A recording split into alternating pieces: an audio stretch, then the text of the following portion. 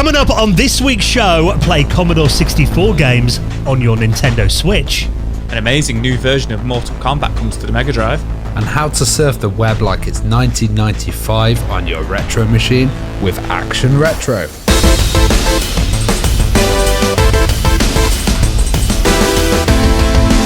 The Retro Hour podcast is brought to you each week with our good mates at Bitmap Books. Now check out one of their most interesting recent books, The Games That Weren't. It chronicles 40 years of video game projects that never made it past work in progress. And check out more than 80 unreleased gems from the annals of gaming. You can check it out and the rest of their retro gaming books at bitmapbooks.co.uk. Hello and welcome to the Retro Hour podcast, episode number 308, your weekly dose of retro gaming and technology news with me, Dan Wood. Me, Ravi Abbott. And me, Joe Fox. And a very happy new year, our first show of 2022. I don't know, I'm flabbergasted that 1, it's 2022, 2, we're still going, and 3, we're on episode 308, which is just absolutely crazy. But yeah, first episode of 2022. Did you guys have a good Christmas and New Year? It feels a bit weird because we've not actually recorded it in like 3 weeks, have we? Yeah, we've been away from this, haven't we? And it does feel odd because it's the we didn't have a show last week, and it's the only time that we actually kind of miss a show, which is like a 1 week break, and I'm just like, what do I do? Yeah. Where am I? How do these buttons work again on this mixer? And I tell you what, though, not only is it our first show of 2022, but also it's a bit of an anniversary as well. Happy birthday, Mr. President. It is our 6th birthday show. Oh, wow. This week. I didn't even know that either. Yeah, there you go. 6 years ago since episode 1 of this podcast came out this week. So, my God, what a ride it's been. But yeah, it's good to be back. It's good to start the year with a bang. Yeah, I mean, we've got lots planned already for 2022. Yeah. Plenty of incredible guests that we're in talks with at the moment. Getting a bunch of interviews recorded. We've got some big names coming up on the show over the next few weeks as well. And I must admit, I didn't do a load of retro gaming over Christmas. The stuff that I did was mainly on the Nintendo Switch. And we've got some interesting news to talk about the Switch. Some Commodore 64 games might be on the way, which, for me, as someone who loves the C64, very exciting news. And really because, we did Christmas quiz, best of. We've got pretty much a month's worth of news to catch up on, so we'll get straight into that in a moment. And we're going to be talking about getting your retro computers connected to the internet, which if anyone watches my YouTube channel, you'll know that is a bit of a hobby of mine. And actually, that's one thing that I did over Christmas. I managed to get my Commodore CD32 hooked up to the internet and did a little video on that the other week. I checked that one out, and I was very impressed with the traction you got on the video, to be fair. Yeah. Really, really quick. And it made me laugh. I was like, oh, that's a really good video, Dan. Like, well done. It's on like 100K already. And you were just like, yeah, I expected like 10,000 on that one. Yeah, I thought, no one's going to watch that one. I'll just put it out there.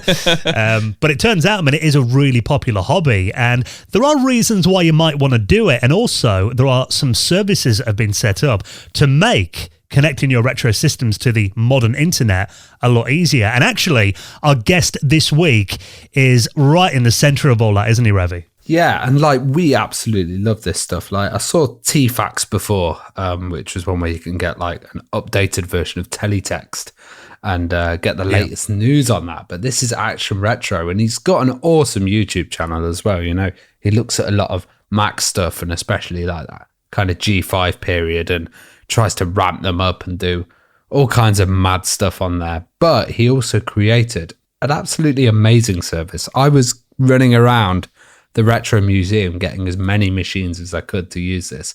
And this is 68K News and Frog Find. So 68K News basically goes through all the news sites. It strips out all of the main information, all the headers, all the stuff that's not going to be compatible with your older browsers. And it just turns it into a simple kind of text one, but also with images that will work on your older machines. And Frog Find is like a whole search engine that does that, which pretty much means you're kind of opening up the whole internet. And it's absolutely amazing that he's kind of developed this. And we talked to him about that. We talked to him about the old web as well, which is a thing that I know you're a really big fan of, Dan. Yeah, well, I mean, I've used, that's my homepage on a lot of my retro computers, the old web.net, which is like it accesses archive.org's Wayback Machine and kind of serves up websites from back in the day. But I think you're right. I mean, there's a big problem with getting retro computers connected to the internet generally, insofar as modern internet security. Like most websites today are SSL encrypted. You get the little padlock in the address bar, which with older web browsers, that doesn't work very well with modern standards. And there have been, projects like iBrowse is a browser on the Amiga that's been updated and actually supports SSL. And you've got, ClassicZilla on the old OS 9 Mac. But really, if you want that authentic experience and you want to surf the web using like Netscape 2.0, using stuff like 68K News and FrogFind really means that you can surf the modern internet. You can check out stuff like Wikipedia and modern news sites, CNN and the BBC, and get all these sites served up, modern websites on your retro machine, which I think is incredibly cool because it does open up, a lot of stuff that you might want to check out on your old machine. But also, I actually quite enjoy using 68K News on my modern machines because, it strips out all the crap. The modern websites injected there. You're not going to get tracked on that or have any kind of adverts chucked at you. And like, a lot of the reasons why these kind of sites are modern and stuff is because they have security protocols and stuff. You're not going to be able to log onto Facebook using your Commodore 64 or your Amiga. But there's a challenge. But I just think it's awesome that this exists. And being a web dev myself, like just kind of hearing how we did it is really fascinating. And it's really smart combining of a lot of different technologies to kind of get this to work. Yeah, and that, you and I have always been a big fan of, not only connecting our old machines online, but also, people finding ingenious ways to kind of keep these retro computers going. So very cool. We're going to be catching up with Action Retro, our first guest of 2022, in the next half an hour or so on the Retro Hour. Now, we did say there are lots of news stories to talk about. I mean, the Commodore 64, obviously, probably the most popular retro computer, I'd say. For a while, it was the biggest selling home computer in history until it was dethroned by the Raspberry Pi only in the last 5 years. But, on the Nintendo Switch, you can play a load of retro platforms on there. I mean, over Christmas, I was playing Mega Drive games. I was playing Super Nintendo games. You've got the N64 games on there now as well. So really, I mean, if I want a quick fix, generally I'll play those games on my Switch rather than setting up my old hardware. But there's been a bit of a lack of computer stuff on there. Well, it turns out over Christmas, a little tweet came out from Thalamus Digital, who obviously we've done entire shows about Thalamus before. And all it said is, you asked for C64 games on the Nintendo Switch. We listened. Stay tuned. #2022. So to me, this would suggest that they're planning on bringing some of their Commodore 64 classics to the Switch. I do like, because after the #2022, they put #indie game dev, Nintendo Switch, retro, Nintendo Switch, but then they put #clue please, #no chance. So I'm like, what are they playing at here, kind of thing. I mean, I'm not a C64 guy, as you guys know, but I'm all for it. Tell me a little bit more about Thalamus Digital then. Who are they? Well, they were a big company back in the, particularly the 8-bit and 16-bit era, 80s, early 90s, British company. And we did an entire episode, Joe. I think, it was one of our early ones when you probably weren't on every week. It was 2017 with Andy Roberts. And the company actually got reborn in 2017, so they're back now. Right. And they did a lot of games back in the day on the Commodore 64, the Amiga, some of the Amstrad and stuff as well. Their most popular ones, I'd say, on the C64 was stuff like Hunter's Moon. They had a game called Delta on there as well. Sanxion, Armorlight was another big one too. The Creatures franchise as well, which I did see. They did Creatures 1 and 2 back in the early 90s. And I did see a little clue also on their Twitter going, Creatures 3, please. So maybe, my kind of guess is they might be doing maybe another update of the Creatures games and maybe a sequel to it would be pretty cool. Do you think it'll be, full on kind of like, here's the virtual C64 like they have done with the SNES and the Mega Drive? Or do you think it'll be, the games will just be on there to buy individually? I think it'll probably be individually. Like they I don't know if it'll be like a kind of case where they've got the emulator in there. Like Vice is the emulator that people have used for the C64 for years, and that's really good. That's like on all platforms and stuff, but I think they'll kind of have it more locked in because it's a Switch, and they are encouraging kind of selling individual titles as opposed to having like the virtual console on it, which they had on like the Wii U and stuff. But maybe it will be a case that it will be in there and like somebody will hack it and kind of enable it to load it like they did with the Saturn stuff. But I think it's going to be really cool. And from what I've seen, the releases they've done a good job of stuff. So maybe you'll get some extra features in there. You might get like extra stuff like the manuals in there, stuff that you kind of didn't get before, additional content. Well, also, I mean, you think back in the day, that the thing that Thalamus were kind of famous for is it was from the company that, brought the magazines like, Crash and Zap 64, Newsfield. It was actually their kind of in-house software house. So, they're very well placed at the time and had a, real reputation for bringing out quality titles as well. And, I can't imagine it wouldn't be that difficult to get a Commodore 64 emulator running on the Switch. It seems a bit of a no-brainer, really, doesn't it, to put one on there? Yeah, it's going to more than handle it, but I don't think you're going to be getting like the cracked version. The game's here, it'll be a proper beautiful release. Oh yeah. I think, yeah. Yeah, that's the thing. I mean, and also, I mean, there is, because you remember when Commodore made that C64 console, and one of the biggest complaints is that it didn't have a keyboard. So there will be stuff like that they'll have to figure out, because a lot of Commodore 64 games you needed to like press keys on the keyboard to do certain things, I imagine. I've actually been looking at a lot of stuff recently, and that C64 Mini as well, that's just got support for wireless keyboards as well with like a firmware update, which I think is pretty cool. People have been like running wireless stuff on there as well. So yeah, I mean, I think, the fact that I'm a big fan of the Commodore 64 in any way, so I don't know if you guys, I mean, you're on a Switch, don't you, Joe? I do, yeah. Do you generally play retro games on your Switch, or is it just modern stuff? I don't, to be honest. We had the ongoing joke for a while about getting me the Switch, and I got the Switch, and I just, when I get like, I've got my PS4, I've got my Xbox, I've got Series X now, I tend to just hammer whatever modern game I want on there. You know me, I'm still sat here with my proper old school, CRTs and my Mega Drives and stuff. So I tend to just, if there's something I want to play, I'm a bugger for just trying to buy it and then just playing it on the original hardware. Yeah. I've played around on the I keep wanting to call it the virtual console. Obviously it's not the virtual console anymore. I've played around on the NES and SNES on there, but generally no, I tend to just play the modern Marios and Mario Party and Breath of the Wild and stuff like that on it, really, for my Switch. I don't see it as my retro console, but it probably could be if I really, if I wanted it to. I've not been on holiday since I got it, because I got it just before COVID happened. And I think if I was to take it on holiday with me, or take it, away like you do, Dan, I would definitely have like Street Fighter and stuff like that on the go, because it's just easy to pick up and play for 10 minutes, 20 minutes, isn't it? So. Yeah, to me, it is I've got a Mega Drive next to me. Probably haven't turned it on for about 2 years. But yeah, and that's what I'm trying to say. The Switch to you is probably your retro console. My main one. Yeah, it's your main console to play retro games on, whereas it isn't for me. And it has every right to be. Do you know what I mean? Because it has got so much stuff on there. But I don't know. I just tend to go for the original stuff usually. You're a purist, Joe. I'm a purist. No, I think as soon as I go on holiday, we're on about going to Center Parcs for our wedding anniversary this year.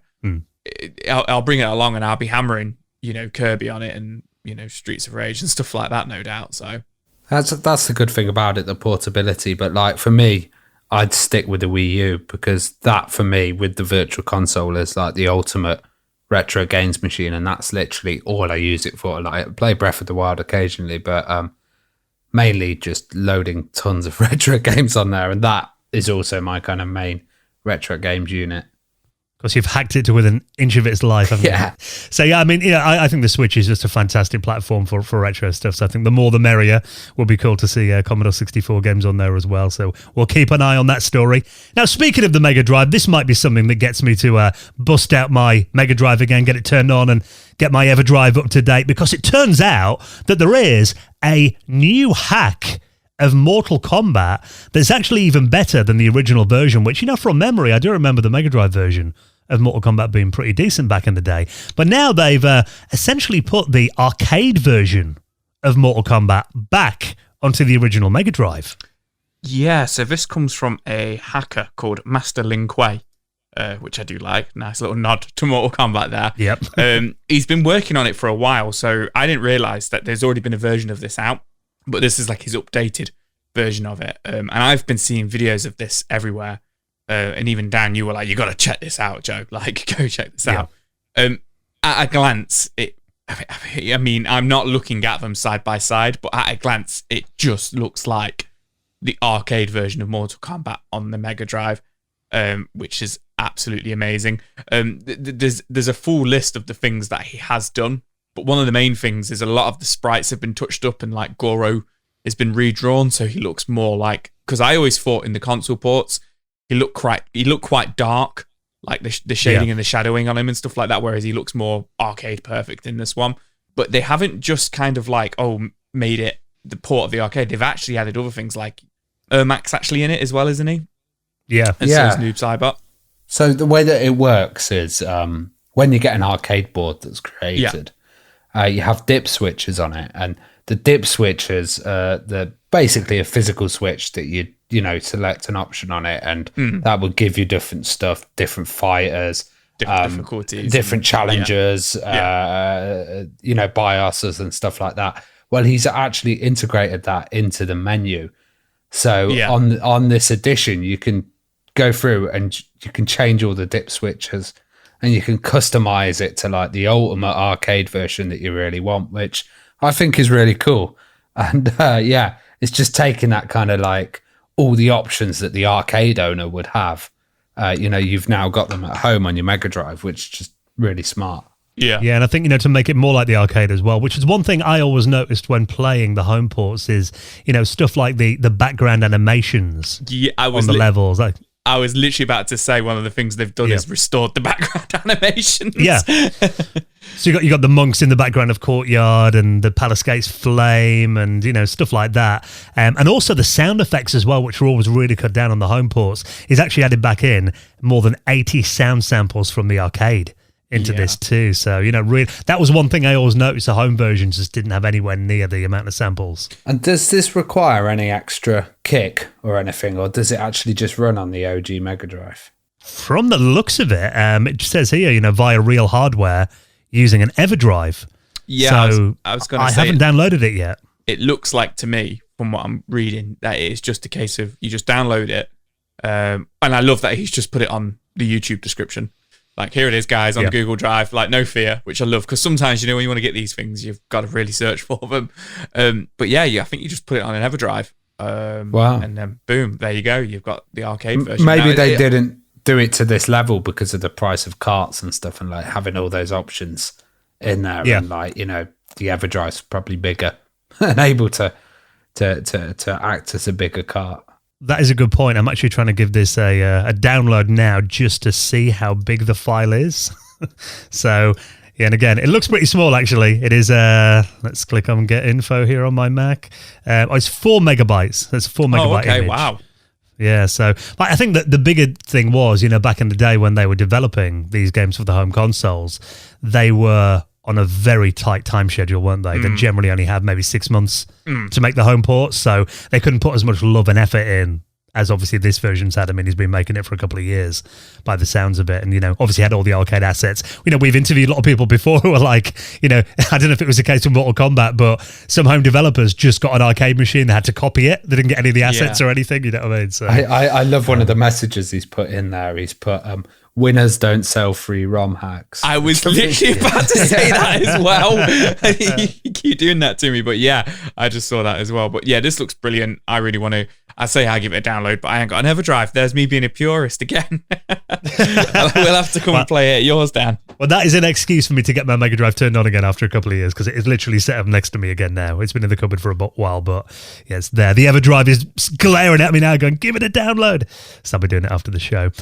Something, though, that I might want to play on my 3DO, which also I got out of the cupboard over Christmas again, said all these good intentions of playing loads of classic games, and just use my Switch in the end. But do you remember this guy? This place is weirder than 4th of July at Rick James' place. Lock and load, little lizard. Gex the Gecko. He had attitude, you love didn't he? Gex. I can imagine like Dan has a dream where he's Gex and he's like, yeah. I wish I was that cool. I was going to say, there's no dream. He is Gex. Man, Gex, man. You know what? So many people probably say like, oh, I haven't supported Gex in a long time, but I've got Gex on the Sega Saturn and I had it on the N64. Have you got Gex on the mind? Get Gex on the mind. He's always on the mind. He is. I think about him every day. But no, this is really cool. He might, being the key word, be making a comeback. Well, obviously the game came out. I mean, the version I know best is on the 3DO. And to be fair, there is not really a wealth of decent games on the 3DO. And I know Gex is not kind of regarded, up there with Crash Bandicoot or anything as like a, top 90s platformer. But I enjoyed everybody that game. knows it goes Gex, Mario, Crash Bandicoot. Yeah, that's literally above Sonic any day. Exactly. But it was that era, back in the early to mid 90s when it was, we had all of these animal characters that all had a 90s tude, I believe that era is known as, where, you spit out a load of cheesy one-liners and stuff when you were playing it. Graphically, it was quite a nice game, I thought. In terms of, because you got a lot of bad ports and stuff like the 3DO and the Saturn initially, but I thought those kind of nice 3D rendered graphics, it was obviously a couple of years before stuff like, actually no, it was a bit after Donkey Kong Country, wasn't it? So I guess probably kind of influenced by that, having those nice rendered sprites on a 2D platformer. But actually, in terms of gameplay, I always found it a bit tricky. I don't remember getting past the initial couple of levels very often on that game. I've played the Gex games in Gex 3D quite a lot, quite extensively when I was younger, and they are hard games. I always found them quite difficult as well. But the story here, which I didn't know, is Square Enix actually own Gex at the moment. And they bought Crystal Dynamics, didn't they? Yeah, they bought. So Crystal Dynamics was bought by Idios in the early 2000s, I believe. Yeah, and they did a lot of those early titles as well. Yeah, Crystal Dynamics. Yeah, and then Idios and Interactive was then bought by Square Enix in 2009, and obviously Gex came with him. Now, in 2017, Square Enix made a series of Idios properties available as part of a Square Enix collective, which was a program which allowed developers to create games based on old IPs for free. These are for you to the public to use. So essentially, what's happened is Square Enix they've filed a trademark for Gex. So the speculation is, has somebody actually made a game using the Square Enix collective program of Gex, and it's actually quite good, and Square Enix are like, you know what, we'll put it out. That's kind of like the theory, what I'm reading. Or it could just be they're just renewing him just because they own him and they may as well. So yeah, it could be as simple as that. I mean, the last game in the franchise would have been it was Gex 3 Deep Cover Gecko that came out in 1999. Apparently there was a PlayStation 2 fourth game in development, but that got cancelled back in around 2000. Yeah. So, I mean, it's been over 20 years since we last got a Gex game. And the fact that there has been kind of, this interest in that era again, I think there's room for Gex to make a comeback. But there's some random Gex facts here. So the last scene, he shares a hotel room with another Crystal Dynamics game, Nikki from Pandemonium in there as well. Right. Yeah, and also the British version featured the voice of Leslie Phillips, who is actually the Sorting Hat from Harry Potter. Was that the original Gex? Did he have a different voice? I've only played it on a burnt disc, if I'm honest. There's like different versions for the American version and stuff. Yeah. So there's a only played the very American British version. Gex. Yeah, that's really cool. So yeah, I mean, he was very of his time, and I know it was never a massive kind of thing, but I think, in terms of a nice little indie game, it would be nice to have an update and have an old friend like Gex back again. So one that we'll keep an eye on. I think we're going to see more of these in 2022, these kind of remasters and characters that we haven't seen for a long time making a comeback. There's that rumor of a new Bubsy game as well, which being that my wife loves Bubsy on the Dragon. Bubsy versus Gex. There you go. Oh, that'd be, I'd buy that in a heartbeat. I don't know. I think Gex is cool, but I can imagine him being really slimy to touch. Just the skin texture, Would you rather touch Bubsy or Gex? Yeah, Bubsy. Me and Bubsy would be cool. I'll be holding hands, but Gex, sweaty palms. So, we'll keep an eye on any developments there. And, of course, we'll keep you updated. You can read all the stories that we talk about in our show notes at theretrohour.com. Now, we did have our patrons hangout as well just before Christmas. That was so much fun. Our little Christmas party where we all put our cheesy Christmas jumpers on and, talk about loads of Christmas memories and stuff as well, which to me, it is one of the highlights of doing this show, this incredible community that we've built up around it over the last 6 years. And, the last 2 years of having Patreon running now, which really saved our ass when COVID hit a couple of years ago. But also, I love doing the second podcast that we do, the Retro Hour After Hours. And we did an entire episode, which I admit you might not be feeling very festive now, but it was a lot of fun talking about our favourite Christmas games, Christmas movies, Christmas video games. But we do actually a patrons exclusive podcast every single month, don't we? Yeah, so we do the Retro Hour After Hours, and that's kind of really good fun because it's like us backstage and unedited, and we're just talking about our memories. We pick a subject as well, and we've done how many episodes now? God, I think we're at 19. 19, yeah. So if you actually, I always want to say, it's like 10, but 19, that's crazy. So if you back us, then you kind of get access to this VIP stream, which means you get an advert-free version of the podcast on the feed. You also get all of those episodes updated, so you can listen back to all of the 19 extra episodes, and you get some bonuses. So you get a mention in the Hall of Fame, which is absolutely awesome. And you get to do our meetup and chat with us. And, I was feeling really ill, and it turned out that I ended up getting corona. But I ended up I was like, I'm only going to be able to stay for this chat for 10 minutes. And I think I was on for an hour and a half because it was just so good. And just having everybody around and the kind of community behind the podcast really makes it worth it, and it's great. You also get access to the Discord. So we've got a backers chat section on there. So really good community, man. Yes, if you'd like to back the show, maybe you've listened every week and you've always thought about backing us on Patreon, now would be a very good time to do it, actually, because with it being the 6th birthday of this show, all of our bills have just come out of our bank account this month, all the hosting costs, so it adds up to a good few £100.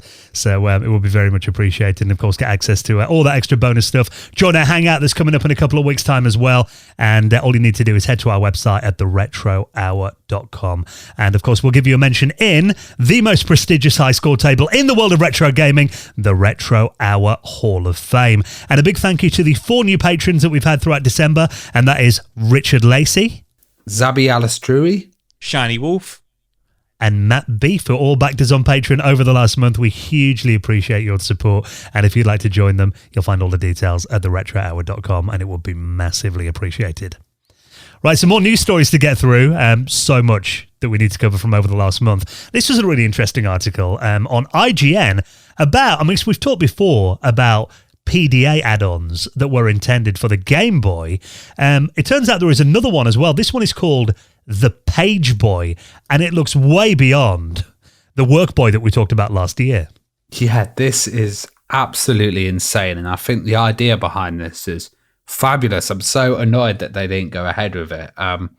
So this works it's an add-on basically, and it's like a PDA. You'd add it onto the back of your Game Boy, but what it would do is i.e. the name Page Boy, it worked on the pager network. So that's completely different to any of the kind of internet network or anything like that. The way that a pager works essentially is everybody receives the same signal. So that's how a pager would happen. It would send all the messages out on a radio transmission to all of the pages, and then your individual one would have a code, and it would pick up your individual message. So it kind of broadcasts out.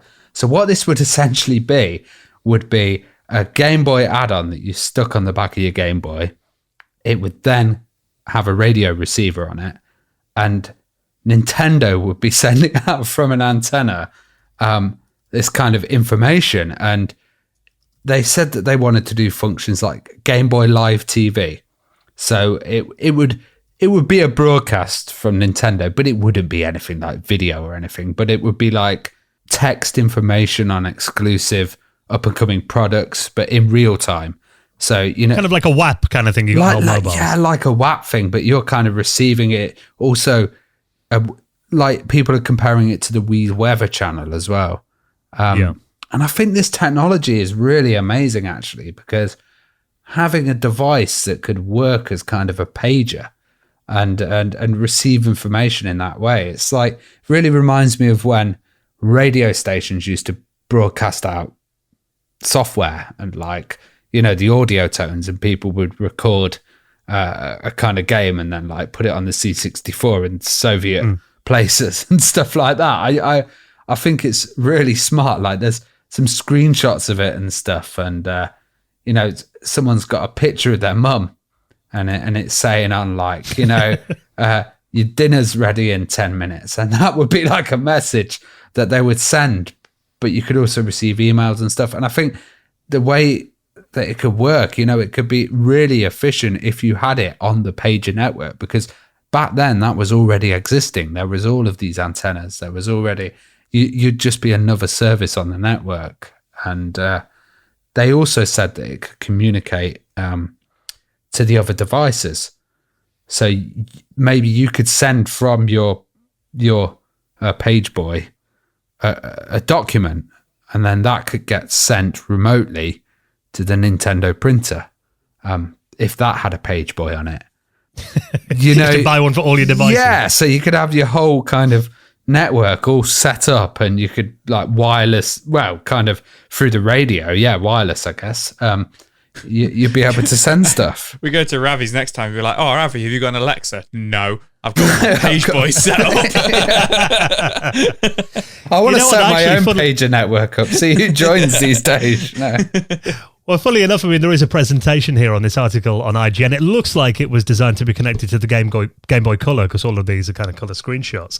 And there's even because you mentioned then about Alexa, and there's a thing in here called Ask Mario, and apparently it would kind of work a bit like a search engine, so people could actually query things, you know, such as items for sale locally. So you could have stuff like classified ads on there, and apparently Mario would kind of talk the users through the experience as well, and even he would whistle the iconic theme of Super Mario Brothers as pages were loading, apparently.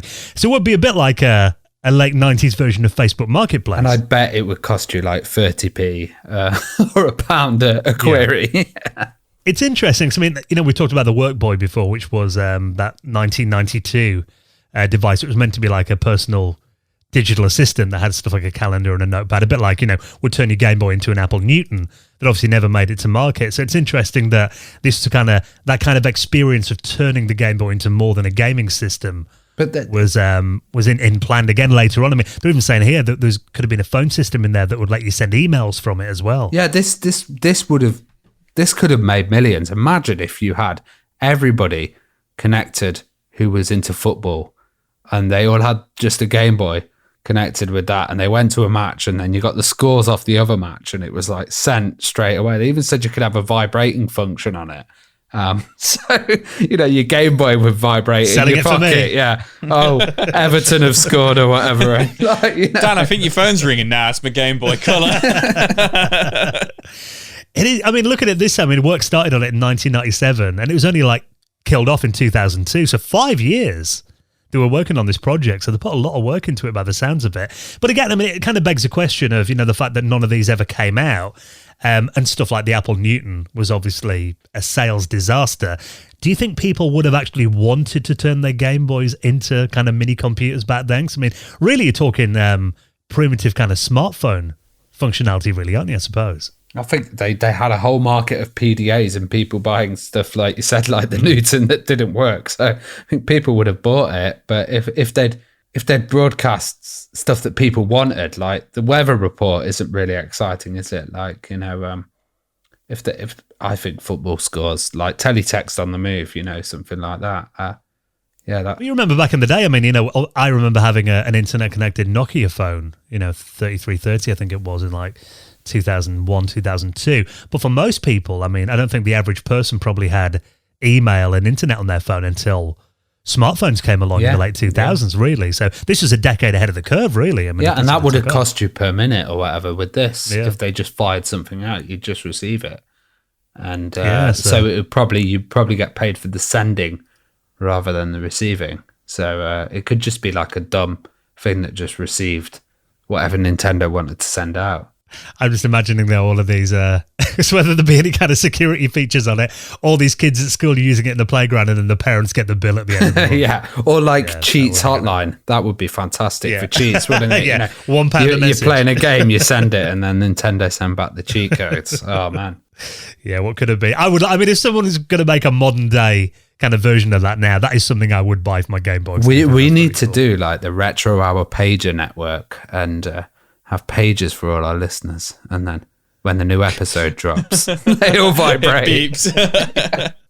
Now, of course, GoldenEye on the N64, everyone's favourite old school FPS game, isn't it? Come on, from back in the late 90s.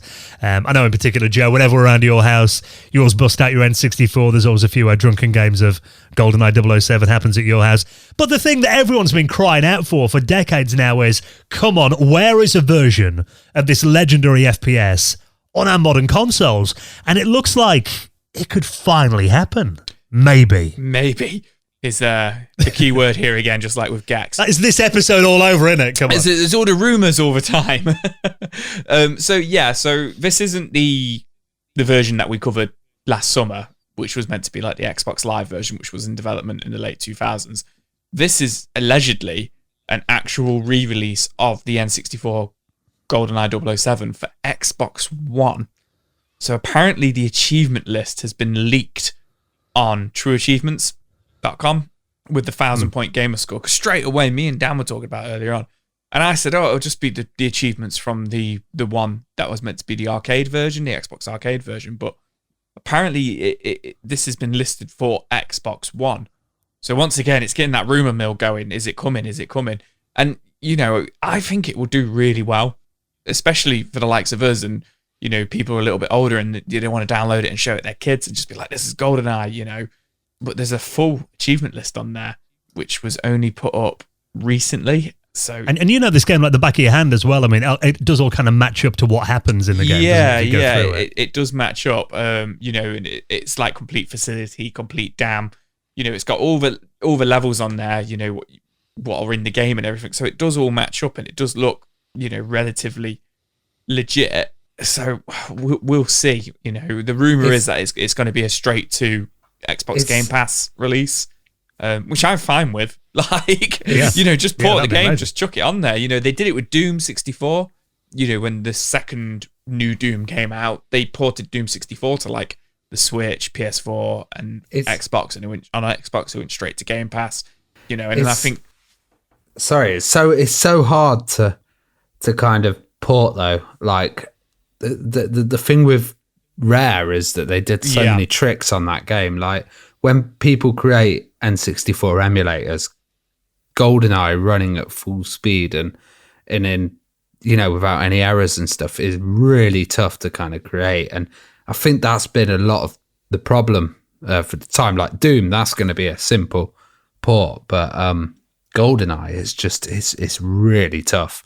Like I think every emulator I've used, like Glide and stuff like that, it's always been, does GoldenEye run? Yeah, it runs okay, but there's a few problems with this and there's a few problems with that. So I think it would require an effort, but it would definitely be worth it. Yeah, I think the fact that the Xbox One can run Xbox 360 games pretty flawlessly, I think with the team they've got there, and the fact that Microsoft own Rare, and I imagine have access to all those original source files and everything. In terms of a technical challenge, I think it's something they could definitely do. The thing I've always seen, the main problem is that it's the James Bond license. That's always been the blocker. It's the James Bond license, and then also the other blocker that people always think it is 007 GoldenEye is such a classic Nintendo game. And is it Nintendo blocking it because they just want it? It's Nintendo. You think GoldenEye, you think N64 because it was only on the N64. It depends if that license has kind of lapsed, I guess. If Microsoft kind of own Rare outright now. I know, it's such a hard one. But I would love to see it. I'd absolutely love to see it. I mean, when did this come out? 25 years ago now? Yeah. So, yeah. And it is, I mean, you kind of talk about, that generation of first person. So I kind of class that game as, you had like the hardcore ones like Quake and Doom and stuff. But to me, GoldenEye was kind of the first party FPS game, wasn't it? And I think the amount of people that would love, especially playing that on Xbox Live, Imagine the community that could build up around that. Oh yeah, that'd be hilarious. Can you imagine if they actually really tweaked it as well, but made it like 24 player online or something? Yeah. You're all just running around blasting each other.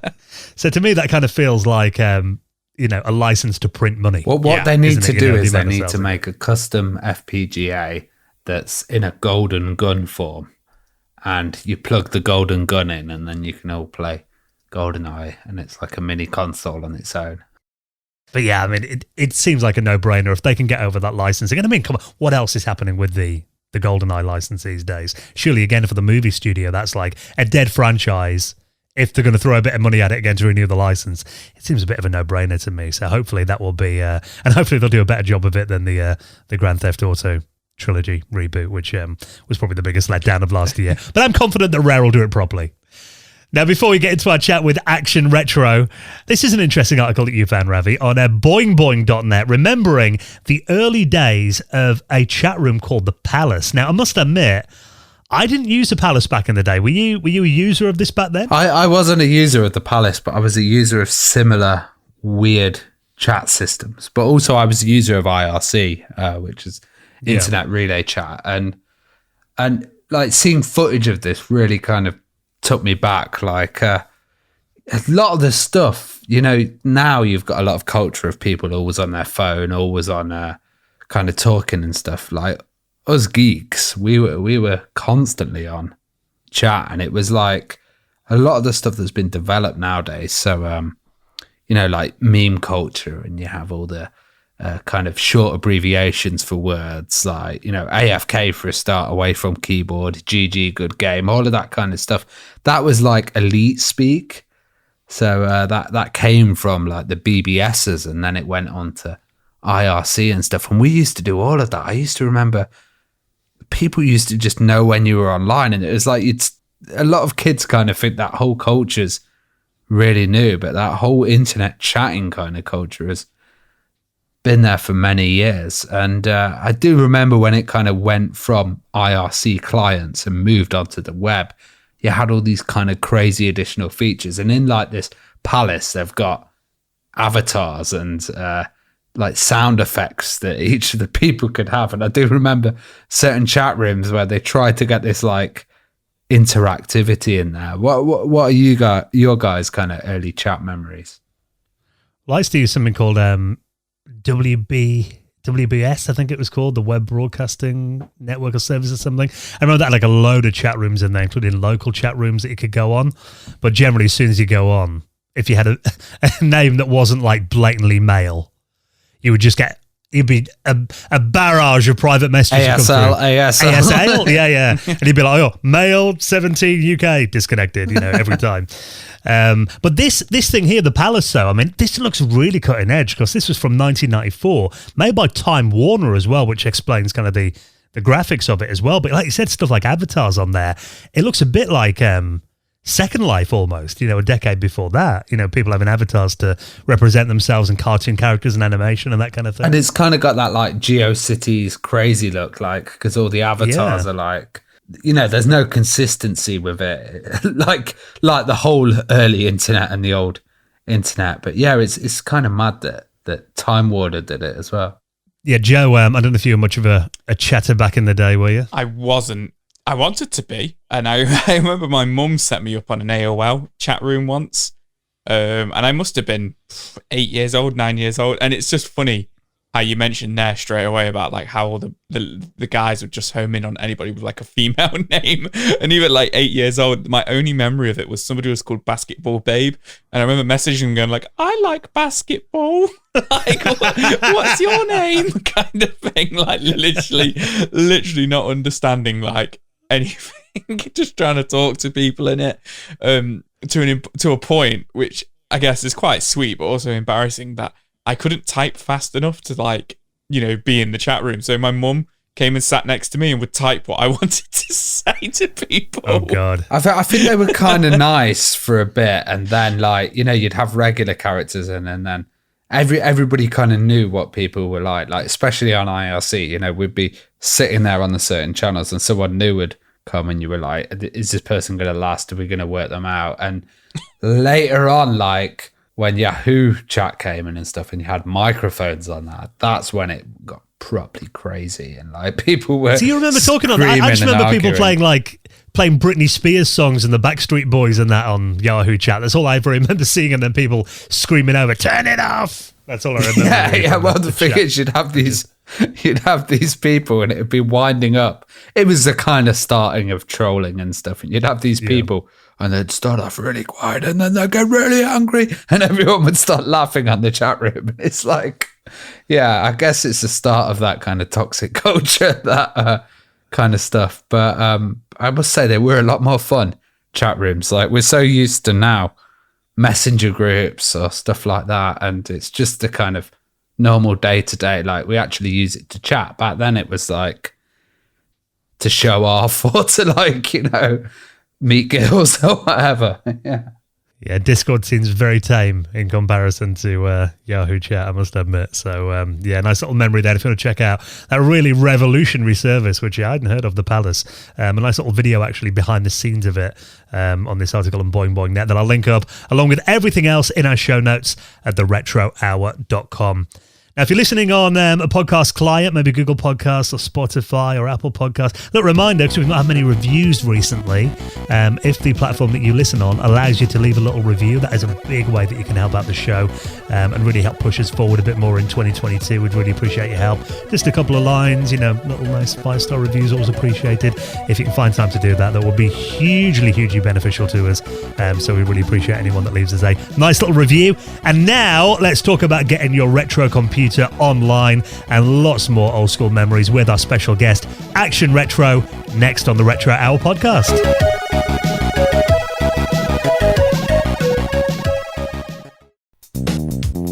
You're listening to the Retro Hour podcast, and it is time for our favourite part of the show where we welcome on a special guest, and it's always a pleasure to talk to people who share our passion and are creating incredible content online as well. And this week is someone who definitely fits all of those boxes. This is Sean from Action Retro. Welcome to the show, Sean. Hello, thank you so much for having me.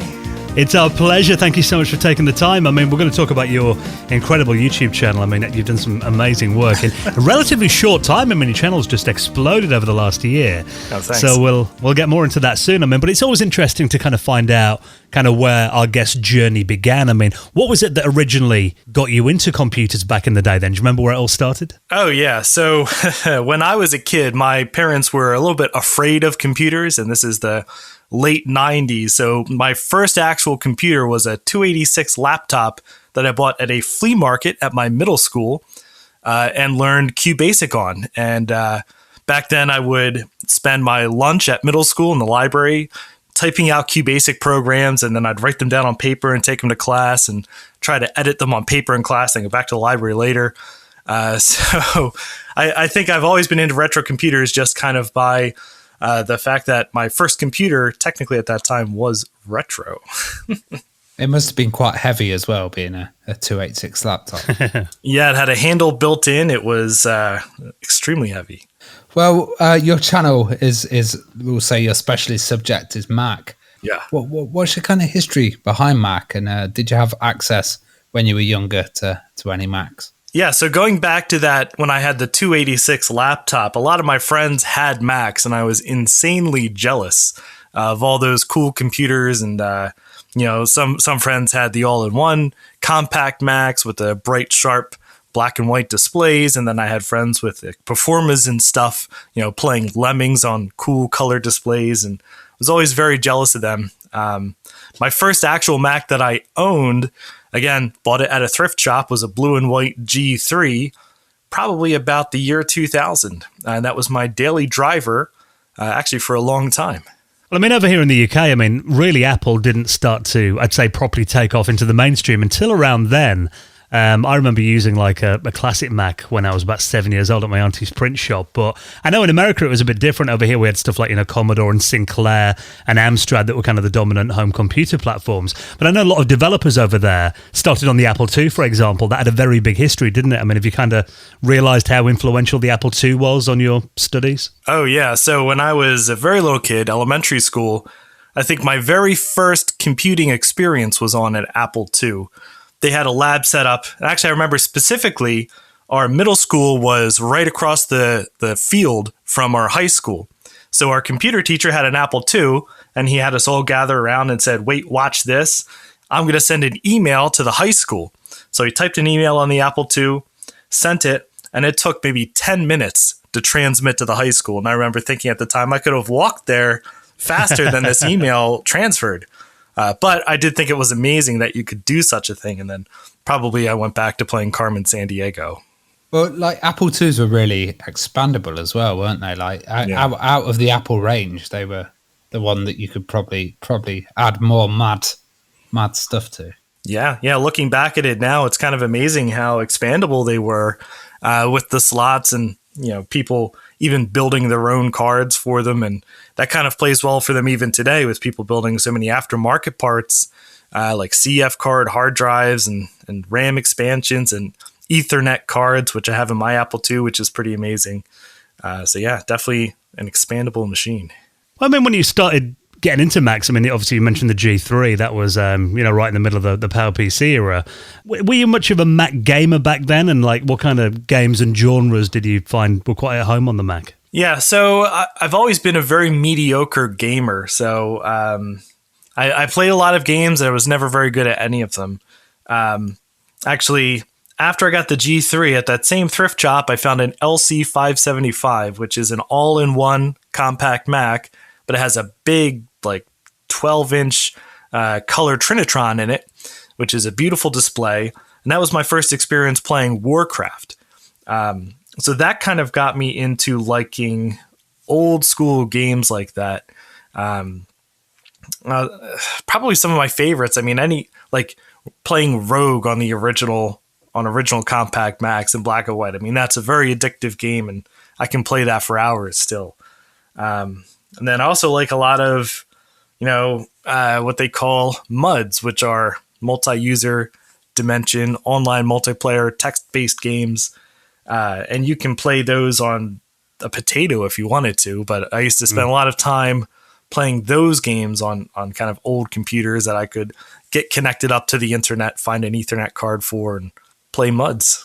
Well, obviously, when you got into the Mac around that era, early 2000s, Halo, I imagine, must have been an essential game. I mean, that obviously started a whole new era for gaming on the Mac. Was that something that you're a fan of or you saw at the time? Yeah, I'll say I was a fan of it and also horrible at it. Still horrible at it today. I'm terrible at first-person shooters. Actually, my friends and I, when I was a kid, a lot played. We liked to play Hexen and Rise of the Triad multiplayer. That was the first 3D first-person shooter multiplayer game I ever played. Probably never killed my friends once.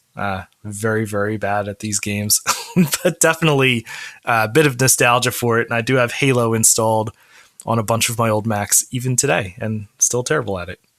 Well, let's talk about your YouTube channel then. What made you decide to start a channel? And I'm looking here at your channel, and I mean, you started at the time recording this, less than 2 years ago, 24th of January, 2020. Over 2 million views on your channel, nearly 30,000 subscribers. So, I mean, you must be thrilled at how quickly it's grown. And what do you think kind of the secret of your success is? Well, I'll be honest, I'm very surprised by the success of it, and extremely grateful and humbled for how many people seem to enjoy the random tinkering that I like to do.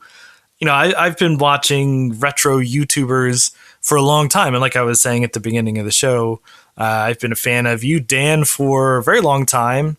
And I still remember watching your video way back in 2013 where you put that Amiga online and browsing the internet with it. And that, kind of blew my mind and kind of rekindled a little bit of that retro computing spirit.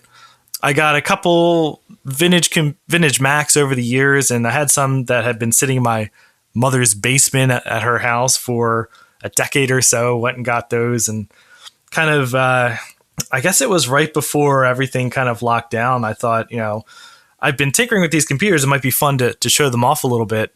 So why don't I try to just make a couple videos of it?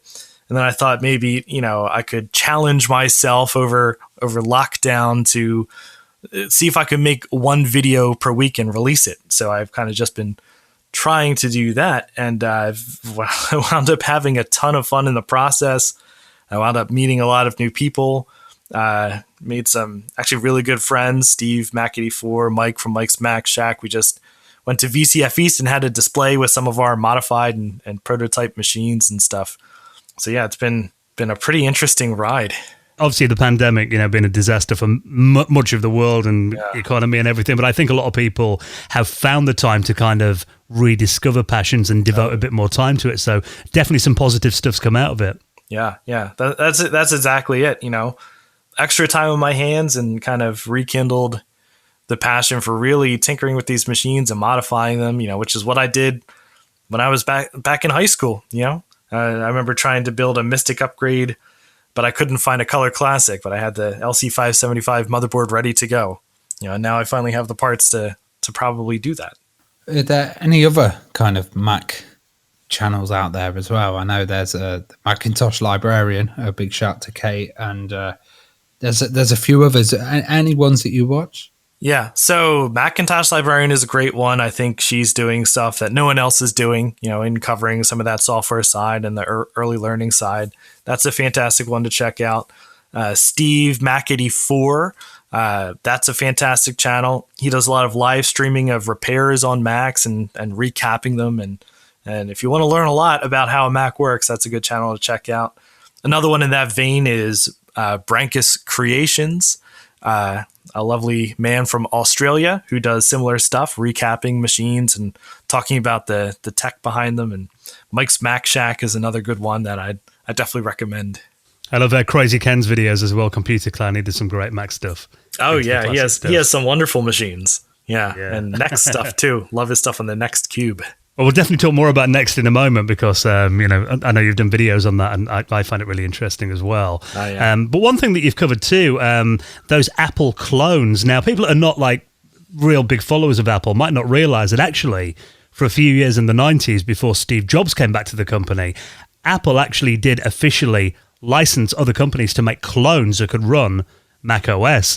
And at the time, I always remember there being a bit of a mixed reaction to them. Some hardcore Apple fans really didn't like them, thought it kind of cheapened the experience. Other people love them. And I know you cover them. What do you think of the clones then? And why do you cover them so much? Yeah, so the clones have become one of the most interesting things for me. I had a vague idea of them, back when I was a kid.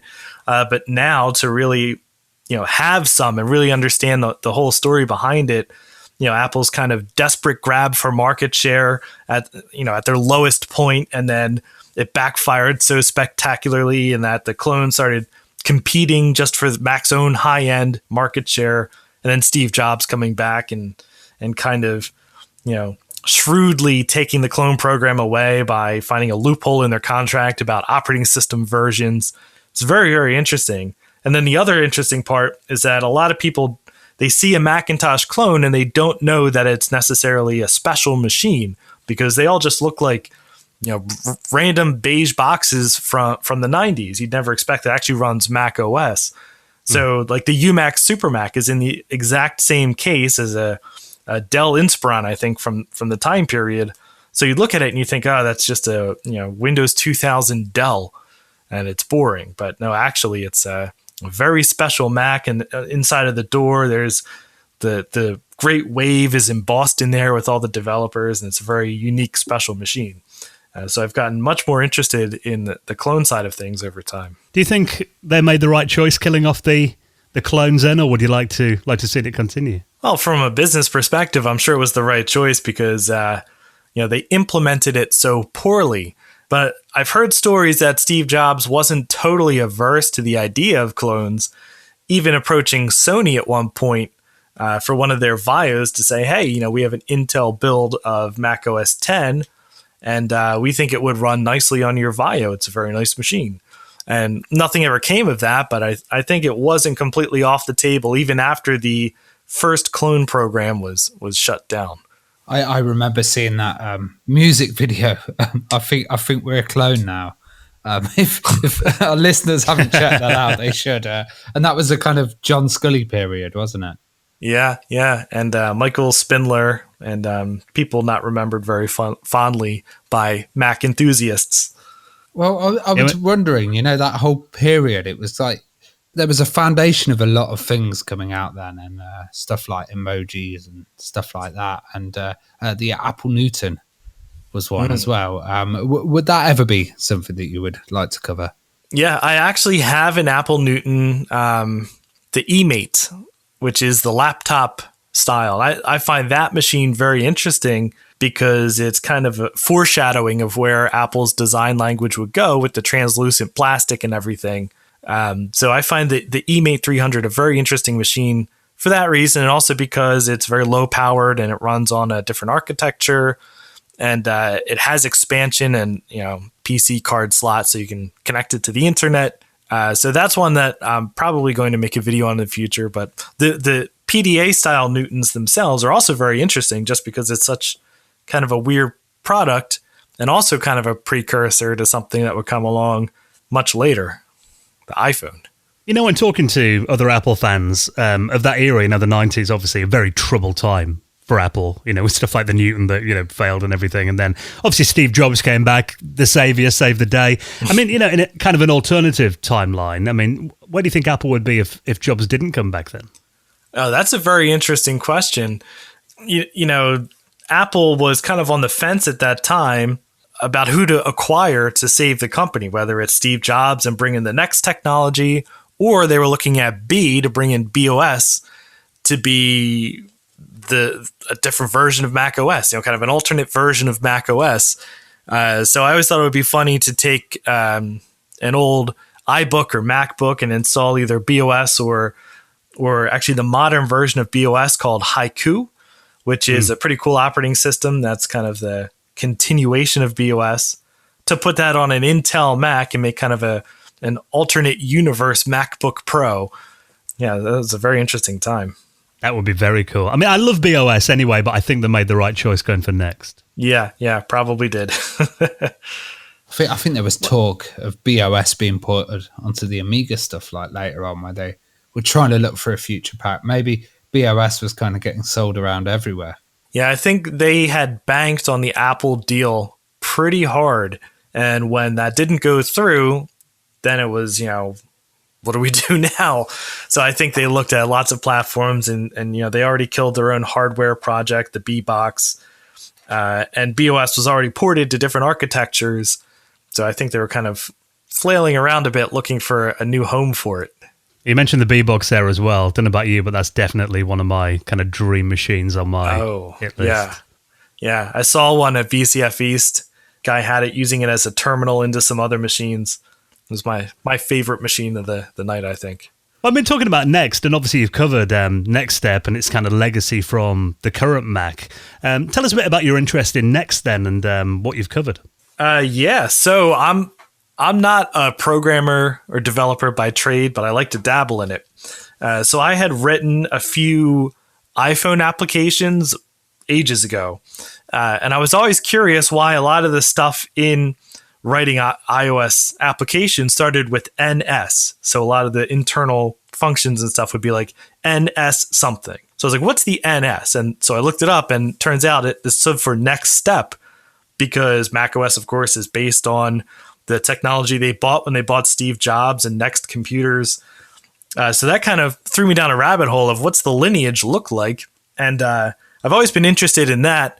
So then I started thinking it would be an interesting video to think about, what actually has persisted from Next all the way through to today. And there is stuff like the chess app and a lot of the GNU tools. It's very interesting, and also interesting that you could put Next and OpenStep, the successor to Next Step, onto Intel machines and old 90s Intel machines, and kind of have almost a pre-OS 10 sort of hybrid machine. Very, very interesting stuff. And there's stuff in there like text edit that has barely changed. Yeah, in modern Mac OS to the old Next Step. So there is a few apps like that in there, isn't there, that haven't really actually been developed all that much over the last 25 years. Yeah, it's super interesting, just how those threads have pulled through the years. Let's talk about Rhapsody as well. You've covered that on your channel too.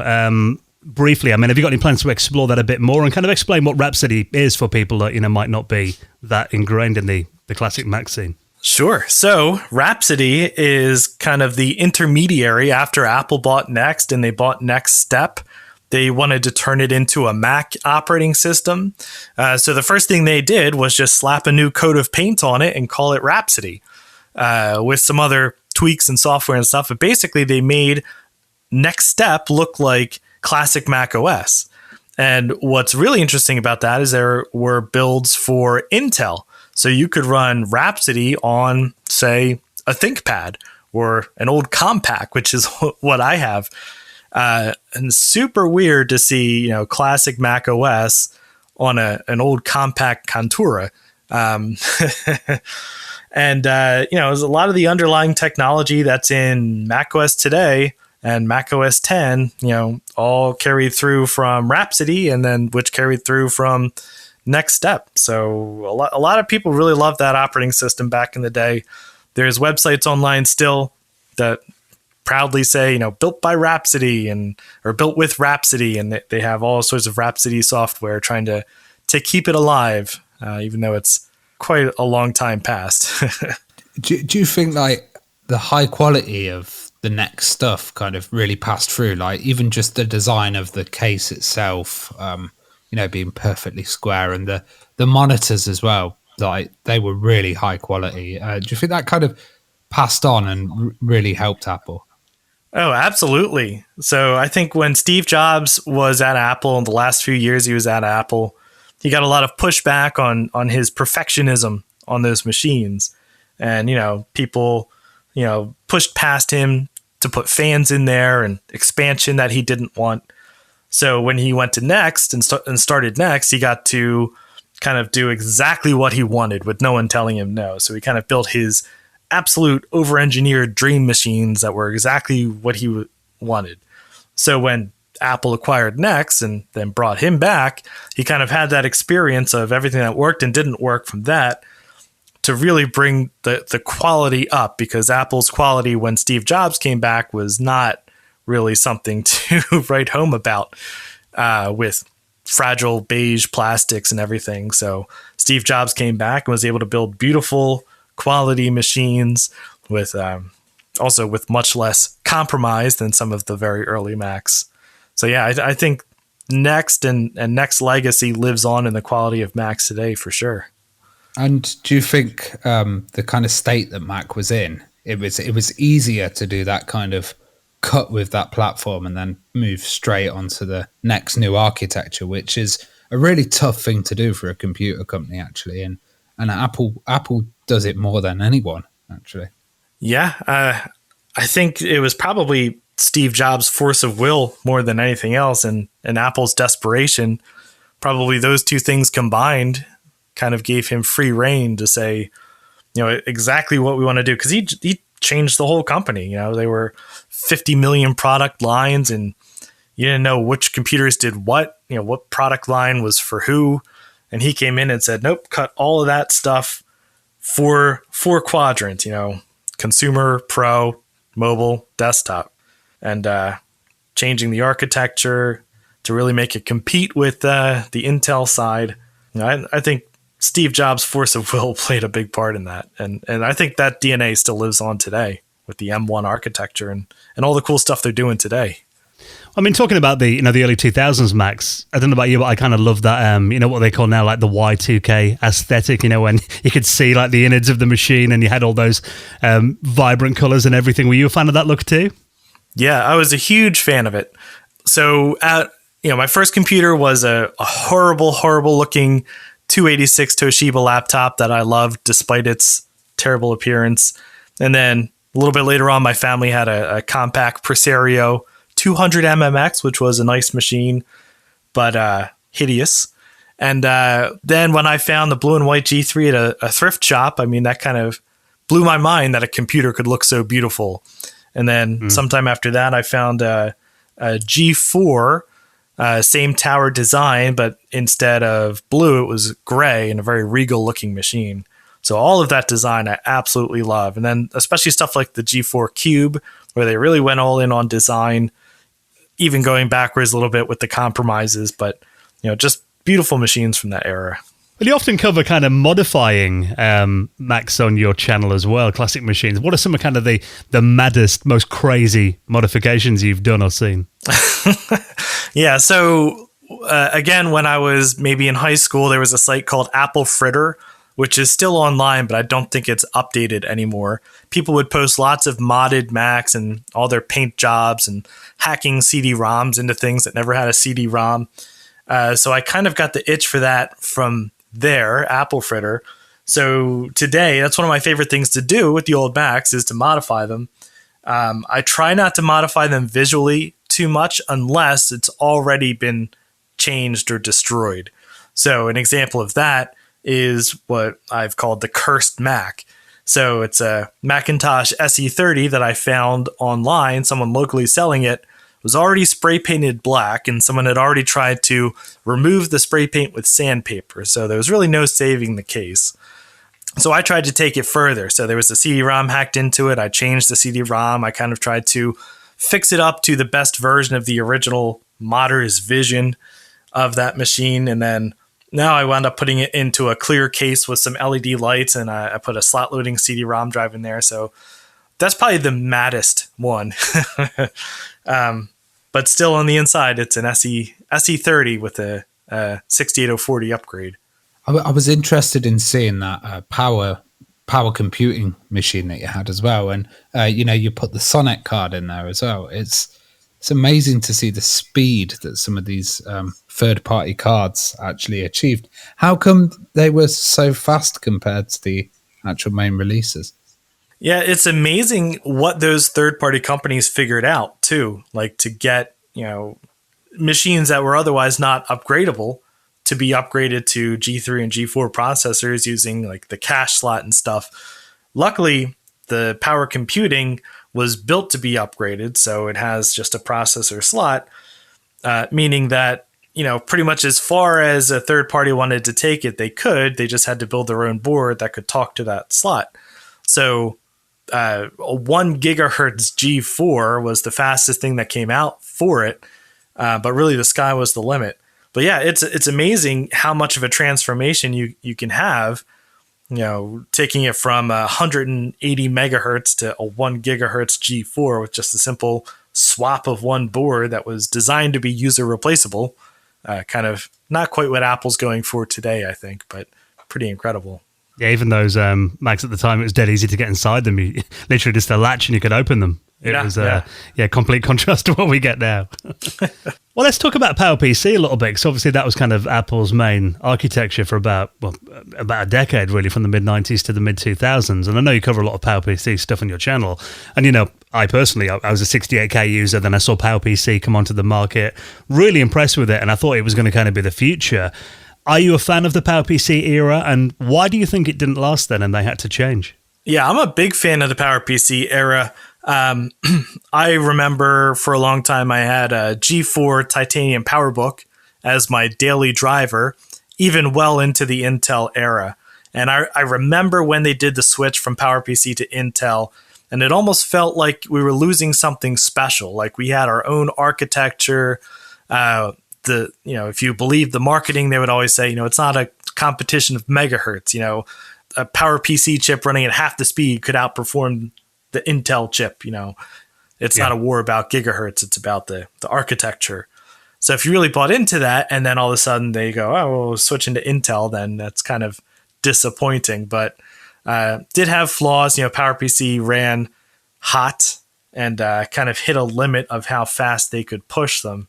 But it's just the computers, I think, felt a little more special back when they were PowerPC, also because, they looked very unique. There was nothing else like them on the market. And they had this special chip on the inside that had a lot of hype behind it. So, were you holding out for a G5 PowerBook? Yeah. Well, I know that was probably impossible. But I definitely wanted a G5 Tower back in the day. I remember seeing them back when we still had computer stores, seeing them on display and being absolutely amazed at the performance. I was going to say, I've got a G5 now, and you don't have to have your heating on when you've got it in the room, actually. It's quite useful in the winter. Yeah, I have a G5 that I was using as a server for a while. Very loud and very hot. Well, a thing I love about your channel is you use Minecraft as a kind of bench marker, and it's really cool because a lot of these machines were out before Minecraft actually came out. How you found that, and like, is it just amazing to kind of be running Minecraft on some of these machines? Yeah, I don't know why I find it so funny. It's just kind of something anachronistic about running, this kind of modern game that you see everywhere today. Granted, we're running an old version of it on PowerPC, and Minecraft has been out for a very, very long time. I think my favorite thing, of course, is running it on the Power Computing clone and that was getting a playable amazing frame rate. Yeah, because I think, as I said in the video, Notch, the creator of Minecraft, was still in high school when this machine came out. So many, many years off from actually creating Minecraft. So to be able to play it and connect to a Minecraft server and talk to people from this machine from 1995 is just something very fun about that. Well, you and I are definitely kindred spirits. I speak as someone who wasted most of yesterday afternoon trying to get an Amiga 1200 hooked up to Wi-Fi for no discernible reason, just because I wanted to get it online. And you've done videos about getting your retro systems online. I saw the Apple II one that you did recently. What's the appeal for you about getting these old computers hooked up to the internet? I think it's the same appeal as playing modernish games on them. Just something anachronistic about getting them online, talking to stuff, and just seeing how far you can go. Whether you can browse some web pages or even get some use out of them, like reading the news or something. It's also something quite peaceful to just sit and use an old computer without any distractions and maybe chat on IRC, which there's still IRC channels that are active, like the 68K MLA has a very nice IRC channel. So very nice to chat about vintage Macs on a vintage Mac. It's just a lot of fun to see how far you can push this old hardware. Well, I know you've done some projects to kind of make it easier and actually make you be able to get more out of these old machines online. I saw one video that's titled, "I rebuilt the internet for old machines." So tell us a bit about the projects that you've worked on then to kind of improve that experience. Yeah, so to that end, the biggest thing preventing old computers from accessing the internet is just the weight and complexity of modern pages. But you don't need all of that JavaScript trackers and nonsense to read text on a page. An old computer can do that just fine. So I built 68k.news, which is a way to parse down Google News into just the text and links and images. So it works just fine on Netscape 2.2 is what I targeted when I was building it. And then I took the code from that and wrote frogfind.com, which is a search engine, kind of in the vein of old sites like Dogpile and all those funny names they used to have. Uses the same technology to break down DuckDuckGo search results into just extremely basic HTML2, and also to break down, if you click through to a search result, it puts that search result through the Firefox Reader library to break it down into just text and basic HTML, and then converts all the links to that as well. So you can actually browse pretty much the entire internet as long as the pages aren't too crazy with their JavaScript. It's pretty interesting to just click around, search for stuff, read articles, click through a website, read the news, just all from Netscape 2.2, just like in the old days. And it works better than I thought it would. It's amazingly compatible as well. So like if you guys are listening and you've got like an Amiga or you've got an Atari or anything that's really got a browser pretty much. I was running around the Retro Computer Museum in Leicester, going on all the machines and typing in Frog Find, and it was just like, wow, it works. And I love that idea of using a Firefox reader to actually be able to get the images going.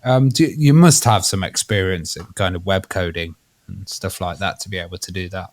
Yeah, so my day job involves a little bit of web development stuff, more auditing than writing stuff.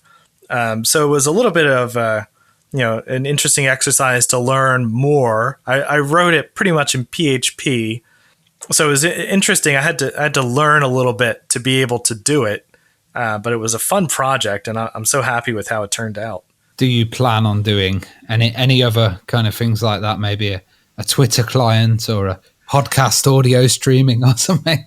Yeah, just full motion video on a classic Macs. No, actually, that exists. There's a lot of people doing projects like that. Yeah. So there's Mac Flim. Somebody is already doing full screen dithered video for vintage Macs. And one idea was maybe you could get YouTube videos to play if you have enough hard drive space to download the video and then run them through that Mac Flim library. So there's a lot of cool stuff I think that's possible with a lot of the stuff that people are doing and sharing in the retro and vintage Mac community. Well, are there any other sites or services that you use to make life with an old machine online easy? And I often use a website called The Old Net, which is kind of like it takes archive.org's Wayback Machine, repackages that so you can view it on an old school web browser. Is there any other like services that you've used like that to kind of improve the experience? Well, when you first started asking the question, The Old Net is the first one that popped into mind. That's a great resource. And a super nice guy. And he also makes the Old Net's serial Wi-Fi modem, which if you don't have any other way to get your old machine online, that's a great way to do it. Other services like Macintosh Garden is kind of the go-to for old Macs to get old abandonware software. And the site is accessible from your old machines. Can be a bit slow. There is some JavaScript on it. So actually the way I kind of get software onto my old machines now is I'll use FrogFind to locate the download page on the Macintosh Garden and then go directly to it to download software. But definitely Macintosh Garden is a great resource. So out of all of the kind of Macs that you've used and play with, what's your favorite model? And also what's like the one that got away, you know, the machine that you really want to get your hands on? Wow, that's a tough question. I love them all. If you show me any vintage computer, I love it. Is it the Apple one? That's the one that you really want. Well, honestly, the Apple one, I'd like to get one of those kits to build it yourself. I saw the 8-Bit guy did that, and that would be an interesting experiment to learn more about the fundamentals of computing. But as far as machines that I own, I think the Cube is my favorite. Because it's so compact and easy to take out. And also I've put the 2 gigahertz G4 upgrade in there, and I've upgraded the video card, and it has 1.5 gigs of RAM, so it can run pretty much anything. So that's a fun machine to play with. As far as the one that got away, I don't really have one that got away, but trying to find something like the TAM would be really interesting because it's such a horrible computer, but also such an important like milestone in the Mac, kind of technically the last all-in-one Mac, and something that Steve Jobs absolutely despised. So it's kind of the best of classic Macs and also the worst of that kind of just make it up as you go design by committee. Tell us what the TAM was for people that don't know then. It was like a 20th anniversary Mac, wasn't it? Yeah, the 20th anniversary Mac. It was an all-in-one machine with a color LCD, more or less a PowerBook, just standing up all the time. And it was hideous. Some people like it, but I'm not one of them. I like it for more of what it represents and somewhat of its capability. It can be G3 upgraded, which I'd love to do. And didn't it have like a Bose speaker or something? I remember it was a very premium product and way too expensive for most people. I'm looking at the introductory price here. It would be equivalent of over £12,000 today to buy one of those. Yeah, I think I remember reading that if you bought one, they had somebody actually drive it to your house and set it up for you. So you had like a white glove service bring it to you. And then when they gave one to Steve Jobs, the story goes that he just threw it in the garbage at the convention hall. Everyone clambering to get it out because like he's moved out the way. We can get $12,000 for this thing. Yeah. You mentioned about the VCF, and I was actually planning on going to that VCF East all those years ago before it got cancelled with COVID. What was it like to kind of come to those events and get out there again and kind of see everyone? I guess you didn't have a channel and a presence before, and now after the pandemic you come to VCF and suddenly it's a whole new world. Yeah, so I've never actually been to a VCF exhibit proper. I've been to their flea market before and spent too much money, but the VCF exhibit was incredible. It was a ton of fun. And there was a lot of people there and a lot of cool exhibits. I got to play with the big IBM mainframe, which is one of those things I wish I could have, but it's the size of a small car, so probably will never own one. But lots of cool machines. There was a Macintosh XL, which is the rebadged Apple Lisa. Our setup, I had a bunch of my upgraded Macs, and then my friend Steve from Mac84 had a couple upgraded Macs, and my friend Mike from Mike's Mac Shack actually had a prototype iMac G5, which is probably the coolest iMac G5 I've ever seen, because technically it's more capable than any iMac G5 ever released. It's the fastest version of it, but it has a CF card reader and SD card reader that was removed from the final design. So it's a pretty interesting machine. Yeah, so much fun seeing so many people just talking at length about these vintage machines. I learned a lot from other people who know more than me about vintage machines, which is very cool. So definitely a ton of fun. You find the time just runs away with you at events like that, doesn't it? Because you just spend all day completely geeking out. It's amazing. Oh, yeah. Getting up at 6:30 in the morning and then spending all day into the evening there for 2 days straight. Yeah. Let's just get back to the Mac, because I know there might be people listening to this who maybe, want to get into the retro kind of Mac scene.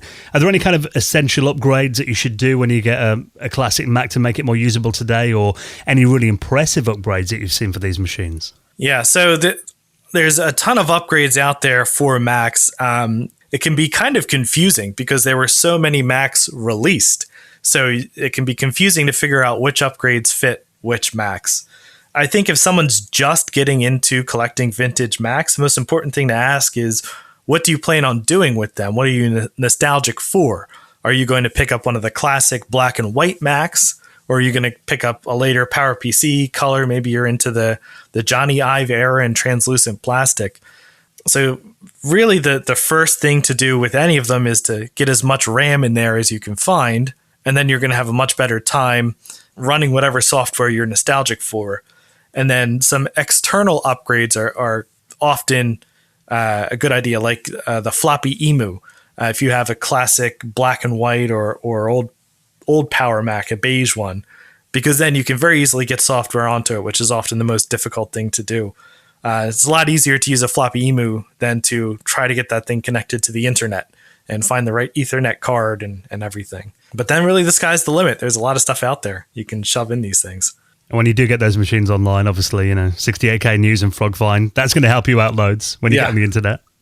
Fantastic. Well, what's coming up on your channel next? And have you got anything kind of planned in the pipeline we should be looking out for over the next month or two?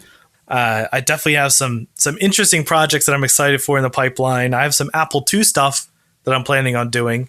There's a company called Mac Effects who just had a Kickstarter for a clear case for Apple II.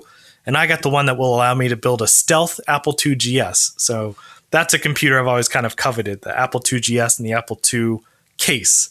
So that's something on the pipeline. And we've got some more stuff with the Cursed Mac and external video on the Cursed Mac. I just found an external video card. So I might actually be able to achieve my dream of playing Duke Nukem 3D on a black and white compact Mac. So very excited for that too. Oh, wow. Very cool. Well, Sean, keep up the incredible work on the channel. Obviously, we'll link it up in our show notes if anyone hasn't checked it out yet. An essential watch, not just for Mac stuff as well. You cover all kinds of things on there. If you're into retro computing, definitely give the channel a look. And we really appreciate you coming on and geeking out with us for the last hour or so. Well, this was a ton of fun. Thank you so much for having me on. And again, big fan of this podcast and of your channels.